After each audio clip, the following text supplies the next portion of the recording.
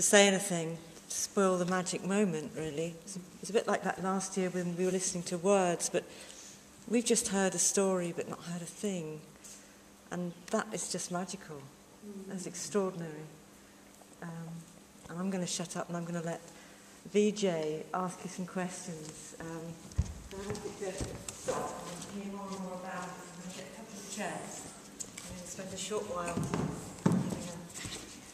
listening to Arya. Okay, that's my photo. You've got, obviously, opportunity to make comments on her performance and what you've understood, or what you want to ask about. Thank you for a fascinating and inspiring performance. That really was.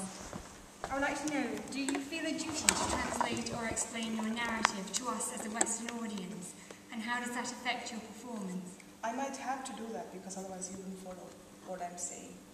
But even with that, sometimes if I, when I say the story, it just with my hand gestures, with my mudras, it might still be difficult for you to follow. So, I mean, I'm sure it will be, because if you haven't got, it's even the experienced Kudiyattam performers, sometimes Kudiyattam spectators sometimes find it difficult to follow everything that's being shown on the stage. They sometimes get emotions from the face, but not all the mudras. So it is wise for me having to translate that story as clearly as possible to you so that you can follow. Did you follow that? Yeah. It was Would easy. the audience know the story they're telling? If it is in India, yes, the audience will know the story. This is something which we grow up with. So my 4-year-old daughter knows the story because I grew up with the story. I passed on that. So I don't have to tell her what the story is about. Probably I'll have to tell her, if she's just an audience, I'll have to tell her about the mudras, about the hand gestures, but not the story. The story, most of the people will know. So these would be, if you compare it to the Christian tradition, these would be like parables from the Hindu scriptures? Yeah, Hindu stories, myth, epics, all of that. You might have heard of Mahabharata. Yeah. And there is another story about Krishna, series of stories about Krishna. It's called Bhagavata. So that is just about Krishna. This is the life of Krishna, how he was born, how he lived, what he did.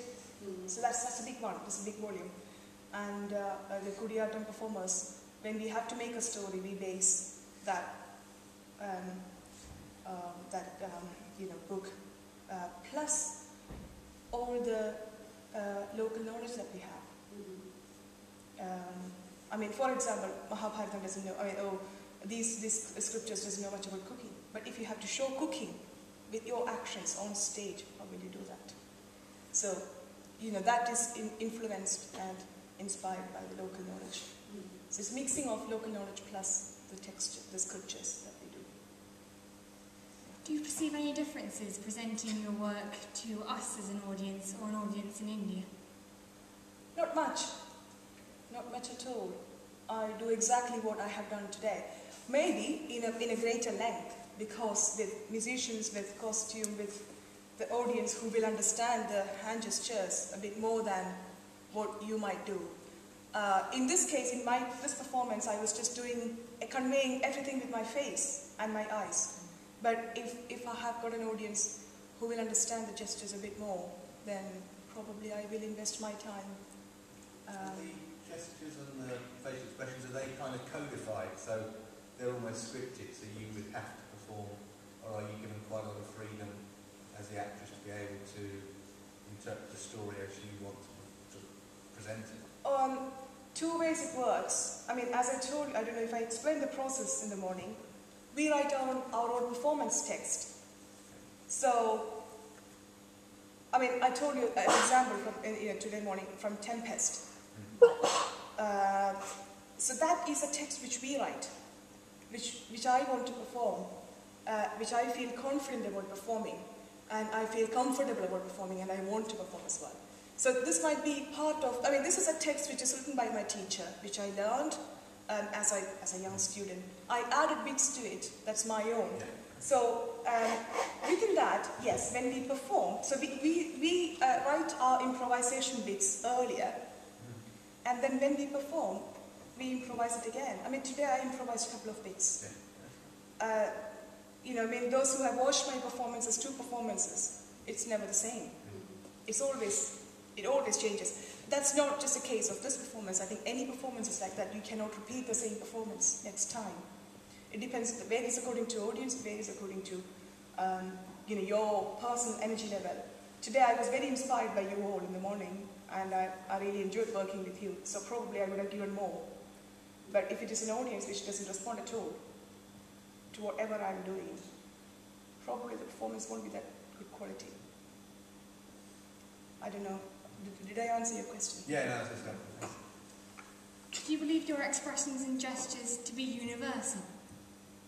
Sorry, what was the question? Do you perceive her expressions and gestures to be universal? Gestures can't be, because they're quite specific. Not even performance specific. I mean, not even culture specific, but it is performance specific. But expressions, are they universal? Can you understand them? Yeah. Some of them. But I think most of them. I mean, the facial expressions, that's what, not the hands, but the facial expressions. When I show love, it is love for everybody, because that's the way you all feel love, although you might express it differently. But you can perceive love the way you feel it on my face, maybe. I think, I think the emotions are universal. The way you use it might be different, but the emotions are universal. I mean, we all feel love towards a child. We all feel in some degree anyway. So yes, emotions are universal, but the coding, the gestures are performance specific, because various performances in India use various kind of gestures. So my son might not be a son in some other dance form, or maybe another theatre form. It will be different. It will be totally different.